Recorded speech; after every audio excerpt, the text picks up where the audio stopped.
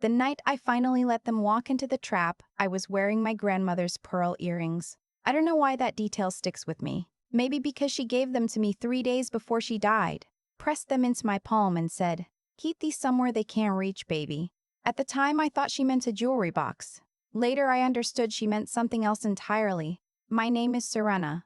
I'm 31 years old. I'm a licensed CPA and a certified fraud examiner, which is a very boring thing to put on a business card and a very useful thing to be when your own family decides to rob you.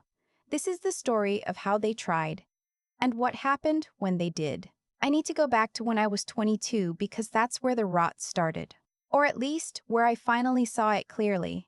My younger sister, Aubrey, had always been the one my parents circled like a planet orbits the sun. She was louder, funnier, easier to love in a room full of people. I was the quiet one. The one who read tax code for fun. The one who, according to my mother, had a personality better suited for spreadsheets than conversation. She said it like a joke. She always said things like a joke. Aubrey called me one Friday night in October.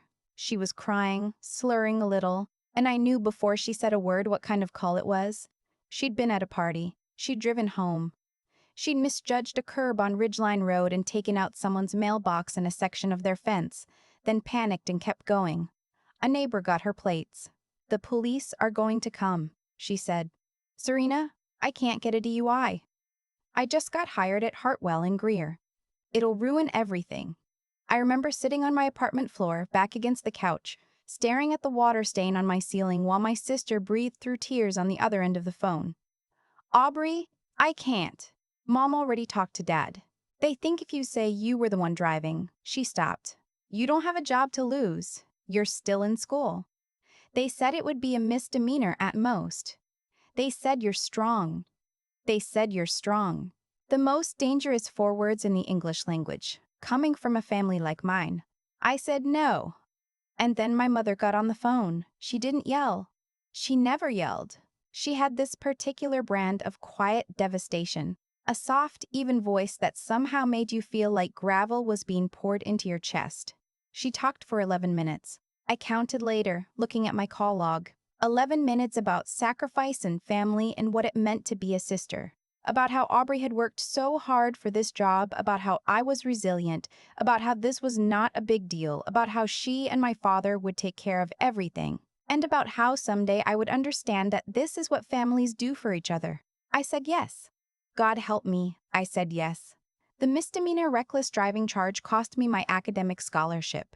The financial aid office had a morality clause. My parents said they would cover tuition for the remaining year and a half. They did not. I took out loans. I finished school on my own, worked nights at a hotel front desk, graduated with honors in accounting, and spent the next 8 years building a career while my sister got promoted twice at Hartwell in Greer, and my parents told everyone at church how proud they were of her. They were not lying. They were just forgetting to mention me. My grandmother on my father's side, Grandma Ruth, was the one person in that family who saw it plainly. She was 81, sharp as a letter opener, and had absolutely no patience for what she called the performance. She'd built a small but real estate portfolio over 40 years, 3 rental properties in the Nashville area, a savings account, and the house she'd lived in since 1978. Nothing flashy, but real. She called me to her house in the spring 2 years ago, sat me down at her kitchen table with sweet tea in a manila envelope, and told me, without preamble, that she was updating her will. "Your father and your mother have been asking me for years about that Clarksville property," she said. "Your sister made a comment at Christmas that made me understand she's been waiting too. Waiting like I'm furniture that's about to be moved." She smoothed the envelope with her palm. "I'm leaving the house and the Clarksville property to you, Serena. The other 2 properties go to your Uncle Harold's kids. Your parents skip a savings account. That's fair, that's their portion. But the real property goes to you." I told her I didn't need it. She looked at me over her reading glasses and said, "I didn't ask what you need. I asked you to receive it properly." She passed away 14 months later, quietly in her sleep in the house she was leaving me. The will was filed in probate. It was clean, witnessed, notarized. My grandmother was not a woman who left loose ends. What she could not have anticipated was that my father knew a notary. I found out what they were planning the way I find out most things, by paying attention to small inconsistencies. My mother called me in February, about 6 weeks after the estate began settling, and she was warm in a way that put me immediately on alert. She has a register she uses when she wants something, a softness that comes with a slight uptick at the end of sentences. Like everything is a gentle suggestion, that warmth usually costs me somewhere between $1,000 and $5,000. I know it, the way you know weather by the pressure in your ears before a storm. She wanted to have dinner. Just us and my father and Aubrey. She said Grandma Ruth would have wanted us to come together as a family. She said she missed me. She said Aubrey had been asking about me. I sat with that call for 3 days. Then I started making some calls of my own. Through the probate process, I'd been dealing with an estate attorney named Howard Keene who was meticulous and careful. He flagged something for me in early March. A document inquiry had been made to the county recorder's office regarding Grandma Ruth's Clarksville property. The inquiry had come from a title company, not one he recognized, not one associated with the estate. I asked him to pull the thread. He did. The title company was a 2-year-old LLC registered in Tennessee. The registered agent was a man named Dale Purvis, who, according to LinkedIn, had spent 15 years as a notary and document processor before starting his own consulting operation. My father had coached Dale Purvis's son in Little League in 2009. I sat in my car in the parking garage at work and I just looked at that information for a long time. They weren't waiting for the estate to settle. They were planning to move the Clarksville property before it finished settling, using a document that would make it look like my grandmother had executed a deed transfer before she died. A deed they were going to forge. I thought about calling my father. I thought about calling my mother. I thought about Aubrey's voice on that phone call 9 years ago, crying, and my mother's 11-minute quiet devastation, and my scholarship, and my loans, and my grandmother's pearl earrings. I called my attorney instead, and then I called a contact at the Tennessee Bureau of Investigation who owed me a professional favor. And then I started planning the dinner. Here's what most people don't understand about fraud. It requires patience, not just to commit it, to catch it. You can't grab someone the moment you suspect them. You need them to complete the act. You need the document to exist. You need the transaction to attempt to process. You need the paper trail to be long enough that there is no walking it back. My contact at TBI helped me understand exactly what we needed. My attorney helped me understand what would make the estate's claim unassailable. And my background in forensic accounting helped me understand how to make the property look like it was still vulnerable, still worth the attempt, while ensuring that any attempted transfer would trigger an automatic alert I had quietly arranged with the recorder's office. I also set up something else. It took me about 2 weekends and the help of a colleague who does IT security consulting. On the surface, it looked like a property management portal, the kind of interface that small landlords use to manage rental income and deeds. If someone with my grandmother's estate information tried to access it, it would look real. It would appear to confirm that the Clarksville deed was digitally accessible and transferable, and every single action taken inside it would be logged, time-stamped, and forwarded to 3 separate secure servers. I wasn't building a trap, I was building a mirror. Whatever they brought to that dinner, I wanted it reflected back, clearly, completely, and permanently. My mother called to confirm dinner the Friday before. I told her I'd be there. I wore Grandma Ruth's earrings. The restaurant was a place my parents liked in Green Hills. White tablecloths. The kind of lighting that makes everyone look like they're about to confess something. My father was already seated when I arrived. He stood to hug me, and I let him, and I noted that he smelled like the same cedar aftershave he'd worn my whole life, which struck me as strange, that someone could be in the process of robbing you and still smell exactly like your father. My mother arrived 2 minutes later with Aubrey. My sister looked good. New highlights, a blazer I recognized from a brand she'd started wearing after her second promotion. She smiled at me the way you smile at someone you feel slightly guilty about, which is to say, with too much warmth and slightly too long. We ordered. We made conversation.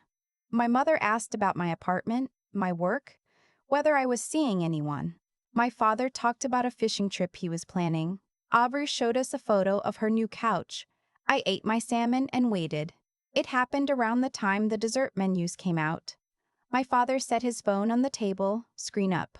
My mother's posture changed. The kind of change you wouldn't notice unless you were watching, and I was watching. Her shoulders dropped a quarter inch. Her chin lifted. She had arrived at the part of the evening she had prepared for. "Serena," she said, "we've been thinking about Grandma Ruth's estate." I said. "There's the Clarksville property," my father said. He was looking at his phone. "It's sitting vacant. Taxes are accruing. It doesn't make good financial sense for it to just sit." "Mr. Muir Keene is managing it," I said. "Mr. Keene charges $300 an hour," my mother said, with the tone of someone who finds this personally offensive. "And frankly, Serena, your grandmother would have wanted that property to stay in the family, to be managed by family." "It is staying in the family," I said. "It's mine." The silence that followed was about 4 seconds long. It felt longer. "We thought," my mother said carefully, "that we might look at a deed adjustment, something that would give your father and me co-management authority. Given that we're local and you're up in Nashville, it just makes practical sense." "A deed adjustment," I repeated. "Yes." She reached into her purse, a slow, deliberate movement, and produced a folded document. She set it on the table between us. "This would simply reflect a shared management structure. Standard language. You'd still be the primary beneficiary, of course." I looked at the document. I didn't touch it. I had been told not to touch it. "That has my grandmother's signature on it," I said. "Yes," my father said. "And the date on it is November 14th. I looked up at him. "Grandma Ruth was on oxygen in hospice care on November 14th. I was there. I sat with her for 6 hours that day. She could not hold a pen." My mother's expression didn't break. It shifted, just slightly, a fractional recalibration, and she said, "Memories can be imperfect, sweetheart." And there it was, the dismissal dressed as tenderness, the gaslight with a soft voice. I looked at my father. He was looking at his phone, tapping something.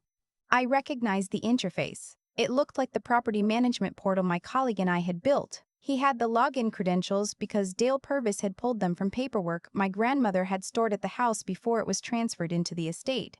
Old paperwork. Outdated paperwork. The kind that looked real but pointed to a system I controlled completely. "You shouldn't do that," I said quietly. My father looked up. "What?" "What you're about to do," I said. "You shouldn't." He looked back down at his phone, and he pressed submit. I picked up my water glass and took a sip. My hands were steady. I had practiced being steady. What my father had just submitted, inside the portal on his phone, was a digital transfer authorization, an attempt to move the Clarksville property into the LLC controlled by Dale Purvis, pending a fraudulent deed they'd had prepared. The moment that submission registered on the server, 3 things happened simultaneously. A notification went to my attorney's after-hours email. A flag was triggered at the county recorder's office, per the arrangement I'd made, and a packet of documentation, including every log from the portal. The forged deed photograph my father had uploaded as part of the submission, and the IP address of his phone, was forwarded to my TBI contact. I set my water glass down. "The document you just submitted," I said, keeping my voice at dinner conversation level, "went to a server I built. Everything you've done in that portal for the past 3 weeks has been logged. The deed you brought tonight has been photographed and is already part of a file. Dale Purvis's LLC has been under review since March." My mother stared at me. "The county recorder's office has a freeze on any transfer attempts related to Grandma Ruth's estate," I continued. "That freeze was put in place 6 weeks ago. Nothing was ever accessible. There was nothing to take." Aubrey made a sound, not quite a word. "You committed fraud tonight," I said, looking at my father. "You attempted to use a forged instrument to transfer real property. That's a Class C felony in Tennessee." I looked at my mother. "The document you brought was notarized by Dale Purvis. His notary commission was flagged 3 weeks ago. Everything he's touched in connection with this estate is part of the same case file." My father's face had gone a color I didn't have a name for. "Serena," my mother started. "I loved Grandma Ruth," I said. "I know you both think I don't understand money or property or how the world works.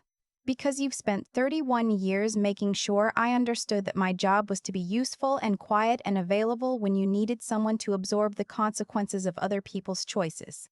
I kept my voice level. I had rehearsed this too. I understand money very well. It's what I do. I folded my napkin, set it beside my plate. Your attorney will be in contact with mine. I'd suggest you cooperate fully. It'll matter at sentencing. I picked up my purse.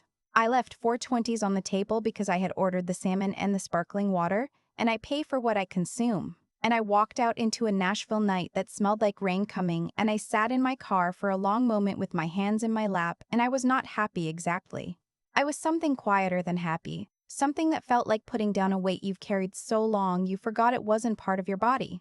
Dale Purvis surrendered his notary commission and cooperated with investigators in exchange for a reduced charge. He had prepared fraudulent deed transfer documents for at least 2 other families in addition to mine.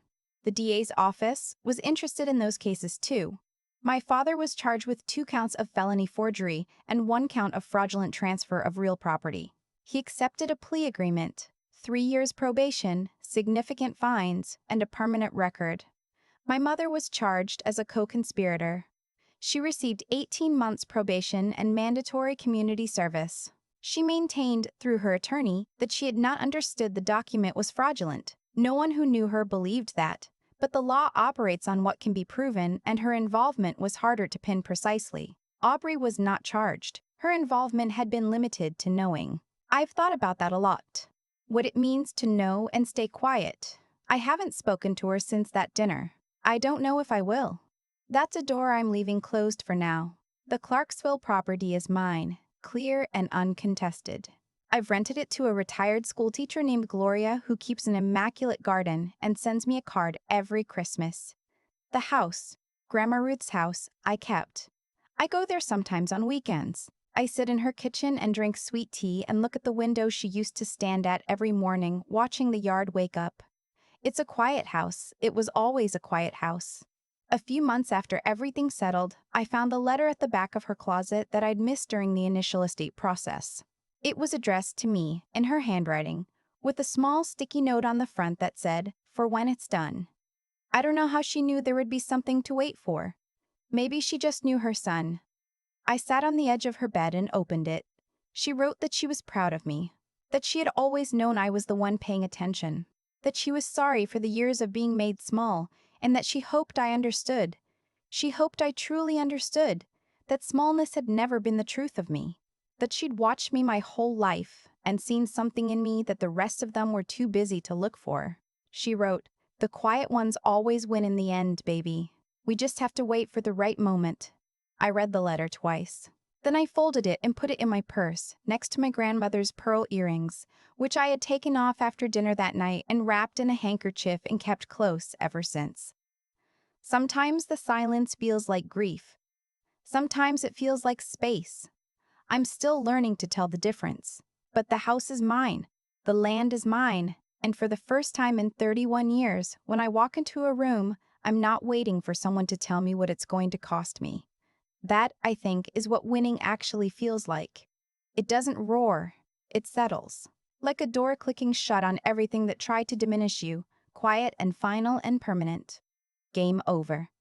I've thought a lot about what actually made that dinner table moment possible, and it wasn't the portal I built, or the contact I had at TBI, or even the freeze on the recorder's office. Those were just tools. What made it possible was every single year I spent being underestimated. My parents spent decades believing I was the soft one, the manageable one, the daughter who would absorb whatever they needed her to absorb and go back to being quiet. They believed that so completely that it never occurred to them to wonder what I was doing while I was being quiet. They never asked what I was building. They never considered that someone who learns to carry weight without complaining also learns, eventually, exactly how weight works. That's the thing about being written off. It's actually a kind of freedom if you're paying attention. Grandma Ruth saw it. She told me once that the people who survive in this world aren't always the loudest or the most aggressive. They're the ones who stay clear-headed when everyone around them is operating on assumption. My parents assumed I would never look too closely at the estate paperwork. They assumed I didn't have the connections or the knowledge to catch what they were doing. They assumed that the years of making me smaller had actually made me smaller. Every one of those assumptions was something I could use. I think about Serena, about myself at 22, sitting on that apartment floor, saying yes to something I knew was wrong because I'd been made to feel that my discomfort mattered less than everyone else's convenience. That version of me makes me sad, but she's also the reason I became a fraud examiner. She's the reason I learned to read documents the way other people read faces. Pain, if you let it teach you instead of just hurt you, has a very long memory. What my parents did wasn't just a crime in the legal sense. It was the final result of decades of a particular kind of thinking, that some people exist to serve the ambitions of others, that family loyalty is a debt the useful ones owe to the ones being protected, that love is conditional and comes with a price that only certain children are expected to pay. That thinking has consequences. Not because the universe is keeping score in any mystical sense, but because actions compound. The people who make those choices eventually face someone who has been watching, learning, and preparing, and they have no idea because they never thought to look. I don't feel triumphant when I think about my father's plea agreement or my mother's probation. I feel tired, mostly. And then I feel something underneath the tired that I can only describe as solid, like a foundation that was always there but took a long time to trust. If there's anything I'd want someone to take from this, not as advice, just as something I've found to be true, it's that integrity and intelligence are not separate things. Knowing right from wrong without also developing the skill and patience to act on that knowledge isn't enough. And skill and patience without a moral anchor just becomes something dangerous. All three have to grow together. That's what my grandmother gave me, I think, not just the house. The example. The house is quiet in the mornings. Gloria's garden is starting to come in, and I am, for the first time in a long time, not waiting for the next cost.